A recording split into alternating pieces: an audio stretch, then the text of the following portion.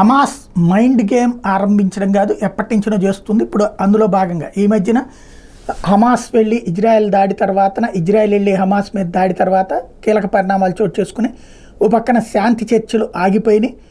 దాడులో పక్కన రఫా మీద నిన్నగాక మొన్ననే ఇజ్రాయెల్ భారీ ఎత్తున దాడి చేసింది. ఇప్పుడు హమాస్ ఇంతకు ముందుకు మళ్ళీ ఇజ్రాయెల్ మీద దాడి చేయలేకపోతుంది, ఎందుకంటే దాడి చేసిన ప్రతిదాన్ని తిప్పికొట్టగలుగుతోంది ఇజ్రాయెల్. పైగా హమాస్ ఎక్కడి నుంచి దాడి చేస్తుందో దాన్ని ఎదురు దెబ్బ తీయగలుగుతుంది. దీంతో కంగారు పడుతున్నటువంటి హమాస్ కొత్త కాన్సెప్ట్ని తెర మీదకి తీసుకొస్తుంది.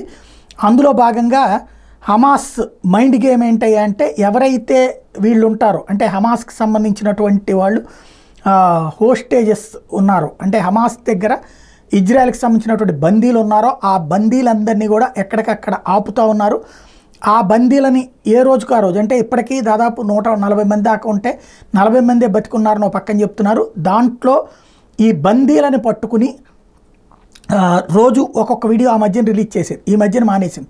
మళ్ళీ ఇప్పుడు బందీల చేతన స్టేట్మెంట్ ఇప్పించి ఇజ్రాయెల్ తప్పుడుది, ఇజ్రాయెల్ ప్రభుత్వం చేతకందని చెప్పించడం ప్రారంభించారు. The Palestinian group Hamas released a new video showing an Israeli hostage. The video shows a hostage named Hersh Goldberg Polin lashing out at the Israel Prime Minister and the government.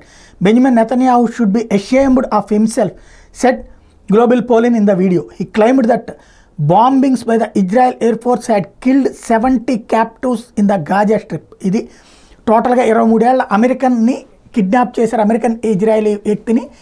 అతన్ని చేత ఒక statement ఇప్పించారు. 70 మంది చనిపోయారు బందీలు ఇప్పటిదాకా Israel చేసిన దాడుల్లో, చేతకాని దద్దమ్మ ఇజ్రాయెల్ ప్రధానమంత్రి అని చెప్పి చెప్పించడం ద్వారా సైకలాజికల్ గేమ్ నడుపుతున్నది హమాస్.